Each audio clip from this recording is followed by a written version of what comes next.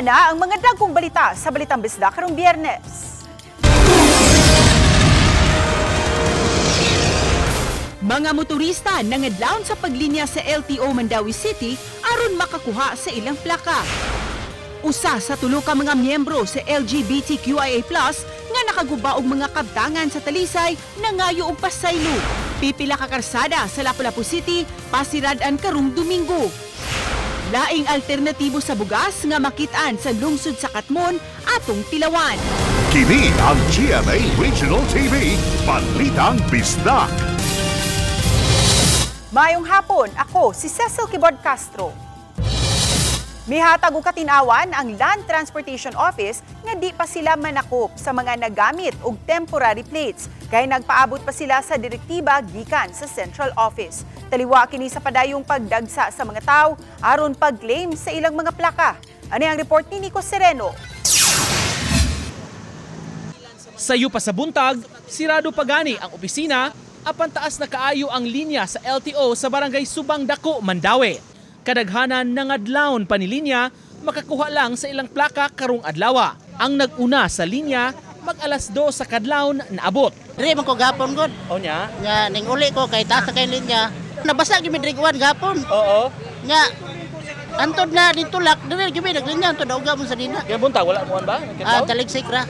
Palit na ko sa kong motor, di pa ko senior niya. Karong na senior na lang ko. Wa pa gapoy plaka kong motor. Usa sa naglinya, kining siyam kabuan nga mabdos nga si Grace.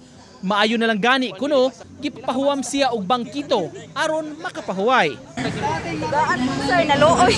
Asa man gipapahuwam ka? Balingkod ko niya. Oo. Para mo ano? Ikaw ginakagrito na imong pares. Trabaho man.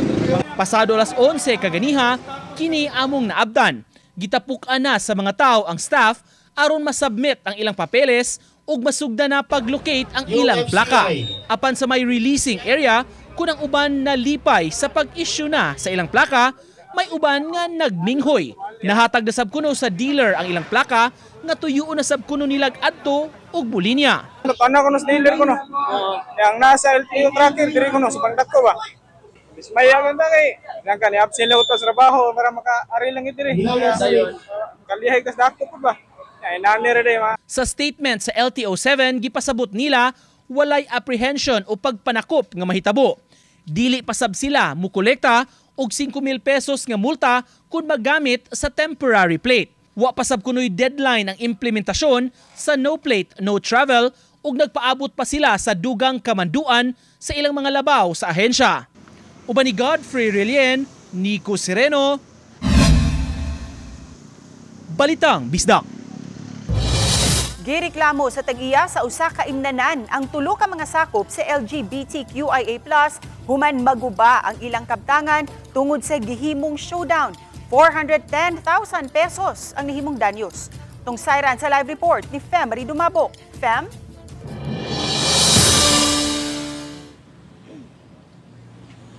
Says ang tulo ka magreklamong sakop sa LGBTQIA+, ang givideohan ng ilang gihimong showdown di nakita ang mga nagubang kabtangan sa tulo ka mga tindahan diha sa Barangay Poblasyon sa Dakbayan sa Talisay. Sa kuha nga video, makita kining naka-brown outfit nga si alias Ana, 21 anyos, taga Barangay Poblasyon. Ang nipakitang gila sa iyang pagsayaw, nag-acrobat ug ni-tumbling sa ibabaw sa lamisa. Gabibahan pa sa mga batanon. Sunod nga makita kining naka-brown t-shirt usab ang 17 anyos nga taga Cebu City nga si alias Julia. Kisa ni pakitang gila sa pagtumbling ibabaw sa lamisa. Hangtod nga gipangtumba ang lamisa. Makita usab nga mipatong sa bangko og lamisa og ni-aksyon og saka sa atop si Ana. Apan kining minor de edad ang misa kagyud sa atop, dayon lukso og tumbling kapila ka higayon. Nahitabo kini niadtong July 31 alas 6 sa buntag sa Barangay Poblasyon sa Talisay City. Nag-viral ang video nga gipost online sa wa pa kini gidelete sa uploader. Sa hitabo, naguba ang pipila ka bahin sa mga atop, bangko, lamisa ug naputol usab ang linya sa internet ug uban pang kadaot. Niadtong Agosto 4 gipatawag ang mga anaas sa video. Lakip na si alias Paula, taga Barangay San Isidro sa Dakbayan sa Talisay. Siya ang nakaitom og t-shirt nga miabiba sa duha kinsa makita usab sa video. Mato Dife Gonzales, gad vocal sa Barangay Poblasyon.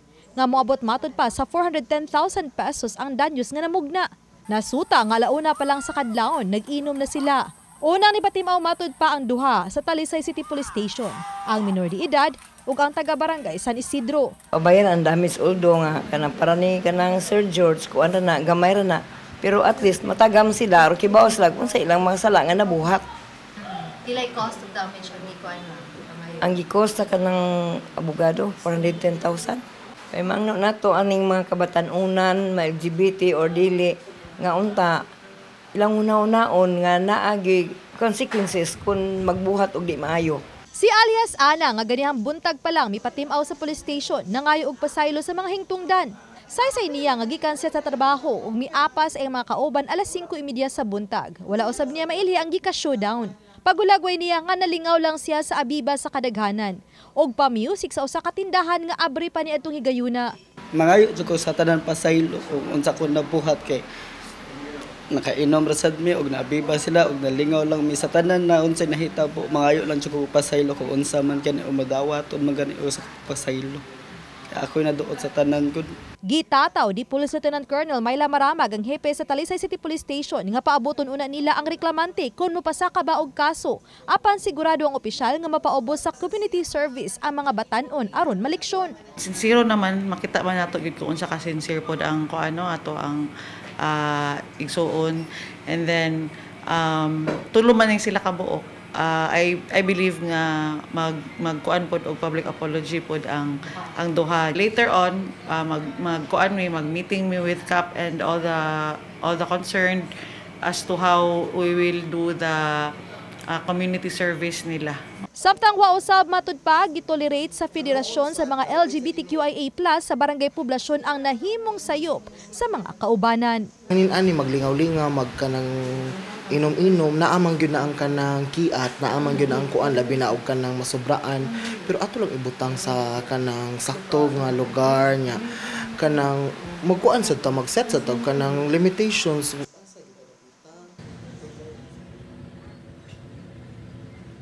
Sa susyon usab sa GADFOCAL o sa mga barangay opisyal sa barangay poblasyon kung anong aduna pay abling nga tindahan nga na maligya og ilimnong makahubog nitong higayuna kay matud pa naa silang ordinansa sa barangay nga kinahanglan sirado na ang mga establishmento nga na maligya og ilimnong makahubog alas 11 pa lang sa gabi.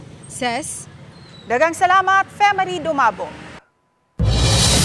Full road closure ipatuman sa City Traffic Management System kung CTMS sa Lapu-Lapu City sa mga main road sa pipila ka mga barangay nga nasulod sa race route sa bike leg sa Ironman 70.3 nga ipahigayon karong Domingo, August 10. Gikan sa alas 4 sa kadlawon hangtod na sa alas 2 sa hapon karong Domingo ipatuman ang full road closure sa mga main road sa barangay Punta Engaño, Mactan, Maribago, Agus, Marigondon ug Suba Basbas. Subay ni ini, giawhag sa Lapu-Lapu City Government katong adunay mga flight schedule karong Domingo sa pagbiya og sayo sa mga panimay aron di maapektuhan sa road closure. Gidasig usab ang mga motorista sa pagsunod sa mga traffic signs nga gimuntar sa mga rerouting areas atol sa maong kalihukan.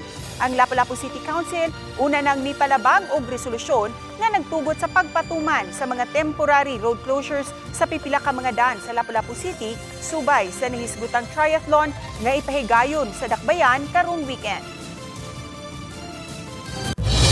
Makaginhawa og gamay ang mga motorista sunod semana subay sa napanlantawan nga pagmino sa presyo sa produktong petrolyo. Matud ni Assistant Director Rodela Romero sa Department of Energy Oil Industry Management Bureau nga tungod kini sa dagan sa international petroleum trading sa milabay kupat ka adlaw. Subay ni ini, gipanglantawan ang pagminos og 20 sentimos sa gasolina matag litro, piso og 25 sentimos usab sa ang pag-us-us sa presyo sa krudo, piso og 20 sentimos usab sa kerosene. Ang tukmang pag-uso sa presyo sa produktong petrolyo masayran karong Lunes. Patay ang 48 anyos nga tourist police samtang misalmot sa usa ka routine exercise sa kadagatan sa Dakbayan sa Dumaguete. Nasayran nga naglisod kini sa pagginhawa samtang miapil sa ilang fun diving.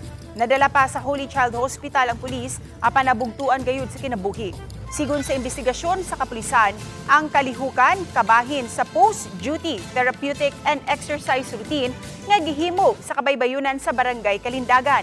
Matud sa kauban sa namatay nga pulis, nga mihangyo nga dili magpaila, nga milaho sila sa biktima sa bukana sa Banica River. Apan dihang miabot na sila sa Laud nga adunay giladmod nga 15 ngadto sa 20 katail. Ang lain nilang kauban, nakamatikod nga misinyas ang biktima gamit ang iyang flashlight. Ang maong sinyas kabahin sa nakatunan sa higayon nga adunay emergency.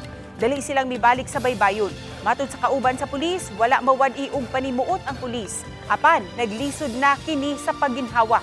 Dali silang gitabang sa mga sakay sa usa ka pump boat, ingon man sakyanan sa Coast Guard nga madala sa baybayon.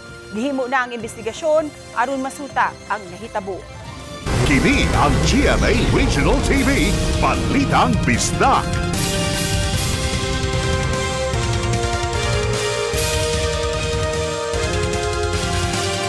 Kini ang GMA Regional TV, Balitang Bisdak.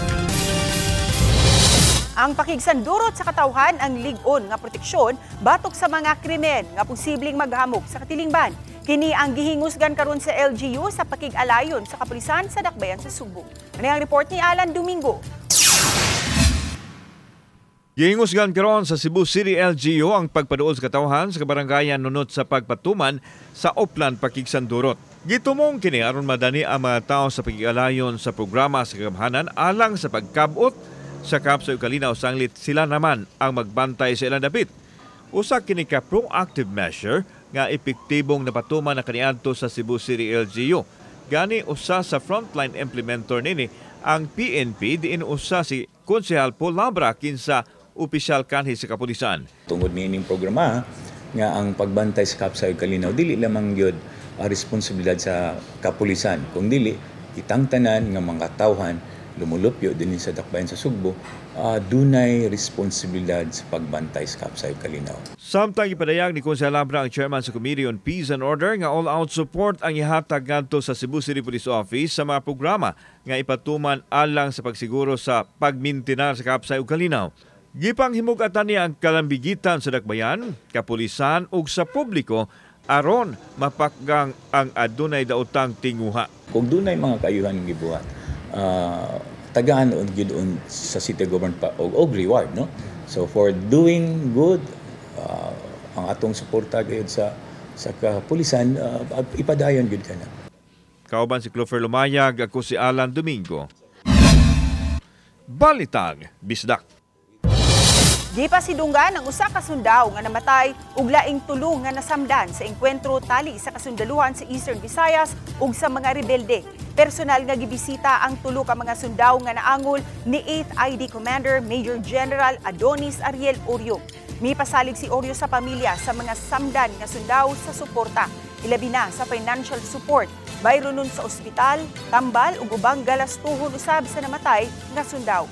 Giila sa ilang hutong ang kaisog, sakripisyo ug bayanihong serbisyo nga nahimo sa nakalas ug sa mga naangol nga mga sundalo. Nakatabang ang mga sundalo sa pakiggubat batok sa mga rebelde sa Las Navotas, Northern Samar niadtong July 31. Sa engkwentro, 8 ka mga rebelde ang namatay. 2 kanila giilang leader sa ilang grupo sa regional level. Nasakmit gikan kanila ang mga high-powered firearms ug machine gun.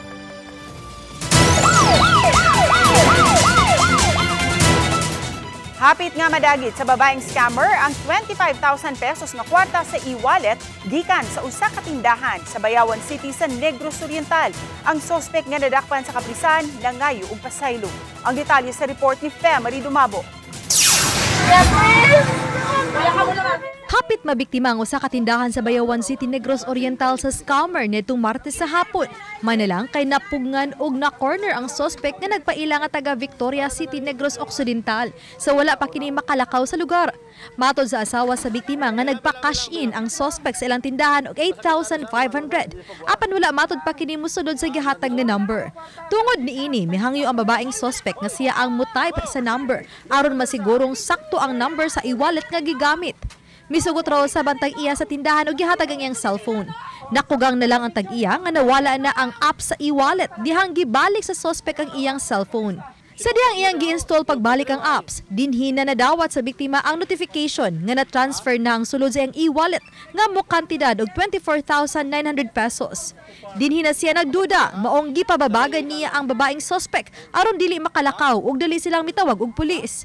Sa police station nakumpirma nga sa e-wallet sa suspect gipadala ang kwarta sa biktima. Nangayo og pasaylo sa biktima ang suspect nga wala na gi-filean og kaso. Well, gagating kaya ko message sa cellphone. Nainitik sa mga message sir sa number nga na-transfer og 24,000 successful transfer 24,900. So dito na na-alarm ako message sir ngano na-transfer. Sir, wala ko nabantayan sir, dili na po matani akong message sir, wala na po ni idea sa about sa Gcash sir. Wala sir, thank you ko damong kwarta sir. Wala na maluwat o pamayag ang suspect. Ubani clans gabutin. Femery dumabok. Balitang bisdak. Aron kaminusan o baka kalikayan ang dagkong danyo sa mga infrastruktura matag higayon nga adunay mga katalagman ang Lapu-Lapu City Disaster Risk Reduction and Management Office mi pasiugda og Disaster Resilient Infrastructure Forum. Siluan mayroon din sa report. Sa data sa Pag-asa DOST, mo-average og tag 20 ka mga bagyo ang musulod sa Philippine Area of Responsibility matag tuig. Diin 8 ngadto sa siyam niini ang mutadlas o mopaduol gayud sa kayutaan sa nasod, ilabi na sa mga buwan sa Hulyo ngadto sa Oktubre. Ang mga katalagman sama sa bagyo kanunay magbilin gayud og dagkong mga danyo sa mga infrastruktura sama sa mga taytayan, kadalanan ug mga panimay. Matod ni Najel Banyasha, Crisis Manager sa Lapu-Lapu City, ang mga panghitabo sama niini makaapekto sa paglambo sa usa ka lugar aron makabuot ang gitawag nga Sustainable Development Goal. So ang pobre nga may dali nga maapektuhan, mosamot ka pobre. So katungdanan sa gobyerno nga mangitag pamaagi nga kining kanang pagbalik-balik bitaw sa kanang experience nato nga kung bagyo do nagay mga guba atong bahay, mga lupa ng atop, ato na siya maundang. Kini ang buot solusyonan sa Lapu-Lapu City DRRMO, hinungdan nga nipasiugda sila og Disaster Resilient Infrastructure Forum. Ang mga nangu sa Agustinian Safer Shelter Project nipaambit sa ilang namugna nga typhoon-proof house nga gitawag nilag Balaybao o Turtle House. 5 ka mga balaybao ang gipabarog sa Santo Niño de Cebu Agustinian Social Development Foundation sa Kinatarkan Island sa Daan Bantayan, Cebu.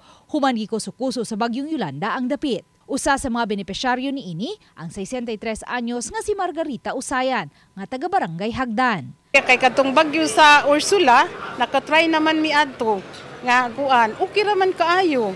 Matod ni Dennis Abarientos, Assistant Executive Director sa Foundation, nga mukabat sa 270,000 pesos ang ilang nagasto sa pagpabarog sa matag balaybao nga hitsas na sa solar panel ug tadyaw nga sauran sa tubig uwan. Ug buot nilang ipaambit ang ideya sa Lapu-Lapu City, ilabi na sa mga island barangays ug sa mga nanimuyo daplin sa dagat. The cost could be less in other areas, including here sa Olango or sa Lapu-Lapu, with a more facilitative na terrain. Ang balaybao, hayahay usab bisan atul panahon sa ting-init. Dili man magamit og kuan kanang silingpan, bugnaw man siya kay amakan ra magud ang kuan, bungbong. Ang siminto, ang atop niya, ang kuan niya siminto ra man. Nya kuan man siya kanang dili man siya init kay ablihan man siya namo ang bintana, okay ra man kung nay kusog ang hangin, dot kay ang hangin. We will be having more severe storms, so we should be ready and resilient in addressing the outcome of these severe weather disturbances. Sa afternoon session, mga Japanese experts na usab ang namong og nipaambit sa ilang kahibaw. Sana sa trabaho sa Disaster Risk Reduction Management Office ang paglantaw sa mga pamaagi unsaon nga malungtaron ang mga kalambuan sa atong ilabi na sa mga pobre. Uban ni Marlon Melgazo, Luan Mirondina, Balitang Bisdak. Kini ang GMA Regional TV, Balitang Bisdak. Kini ang GMA Regional TV, Balitang Bisdak. Kung wala walay mag-uuma, walay pagkaon nga mahukad sa talad kananan. Busa giila ang kakugi nila sa gipahigayon nga Food Summit subay sa founding anniversary sa Sugbo. Ang detalye sa report ni Alan Domingo. Naka-display karon sa Provincial Capitol Compound ang nagkadayang produkto sa mga mag-uuma. Adunay mga root crops o lagutmon, prutas o tanon o guban pa mga produkto.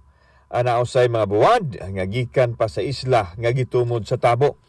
Kining tanan bunga sa kahago sa mga mag-uuma ug mangiisda nga nagkayod aron lang adunay makaon ang publiko. Oh, sige, palit na mo mga igsoon diri sa amo boat sa Santa Fe. Mao ni siya sa mga buwad. Ato sa ika-456 founding anniversary sa lalawigan sa Sugbo gibida, ang mga natampo sa mga mag-uuma isip backbone sa food security sa nasod. Kay kugihan man ang Cebuano, dapat ang mga farmer atog yung pasalamatan, di ba ma'am, no? Bukata ra ba oy?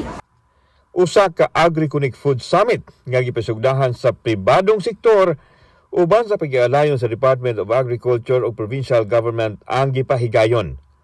Gipanghimugatan sa Department of Agriculture, dili lang ang food security kun dili apil usab ang food safety aron mulambo og mulungtad ang food production nga dako kaayo og papel sa ekonomiya sa nasod. So ng ating secretary is teach them how to fish.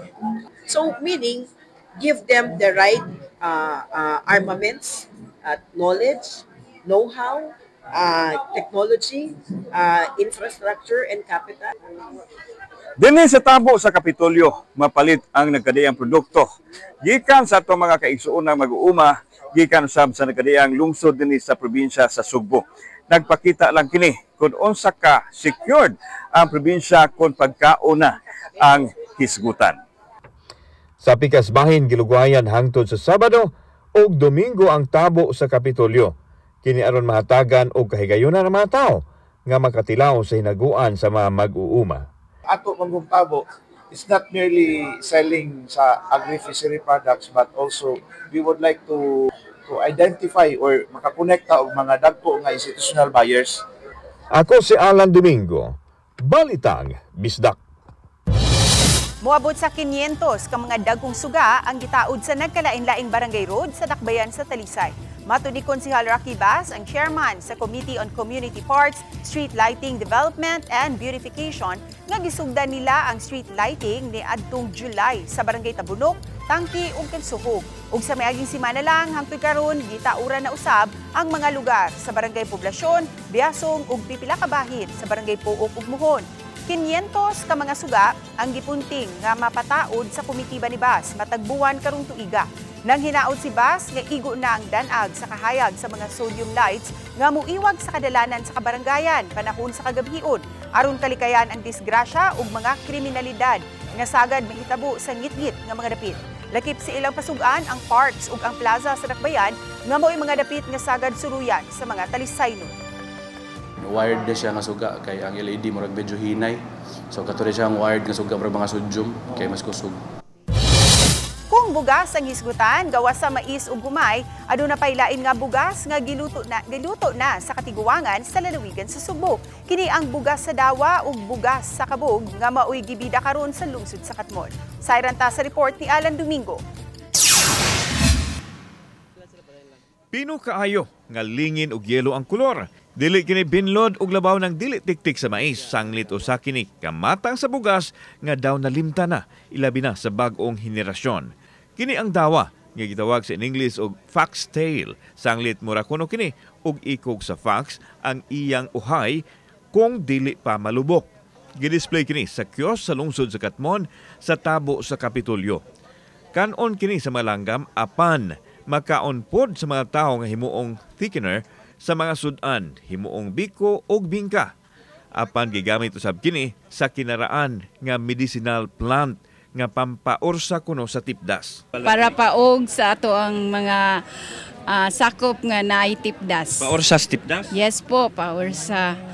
Samtang laing matang sa bugas, ang maguwang lang gamay sa dawa mao ang gitawag nila og bugas sa kabog nga lingin o gamay kaayo ang lugas.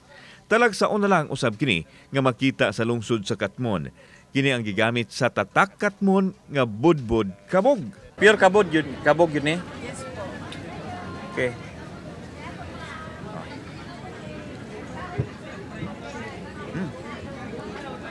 Lahi yang pansa? Ano sa gisagolan eh? Kabog. Tinguha sa lungsod sa Katmon nga mapreserbar kining tanom nga tinubdan nila sa bugas sa mga katiguangan. Ato ang ning promote ang ato ang heirloom nga kabug kay aron mahibalo ang ato ang mga new generation nga still naapagid gihapon sa ato ang komunidad. Kauban si Clover Lumayag ug Rod Prado, ako si Alan Domingo. Balitang Bisdak.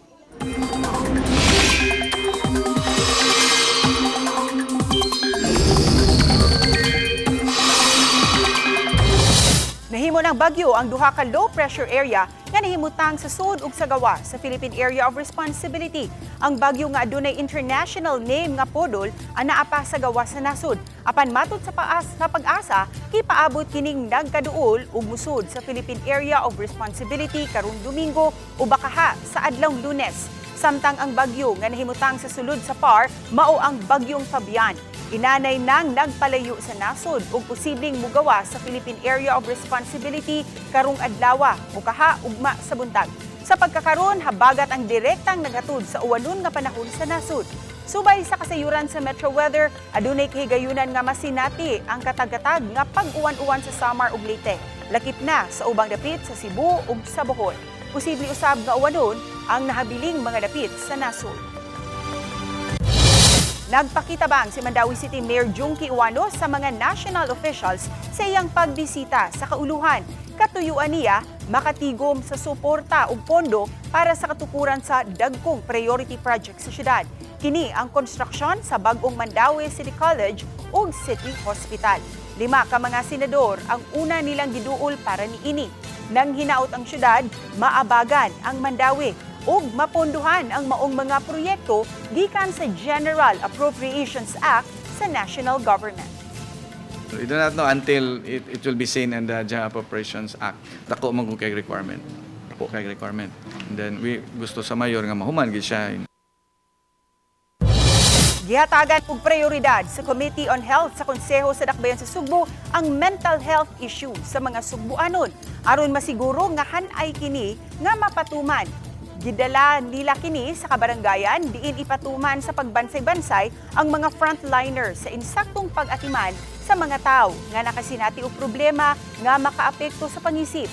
Gawa sa mga barangay frontliners, makig-alayon usab sila sa simbahan alang sa spiritual intervention ug sa mga mental health professionals. Giparehag ni Konsehal Michelle Abelia Siliona, chairperson sa Committee on Health sa Dakbayan sa Sugbo, nga holistic approach ang ayan nga himuon aron hingpit nga matabangan ug makabangon ang tawo nga nakasinati og problema.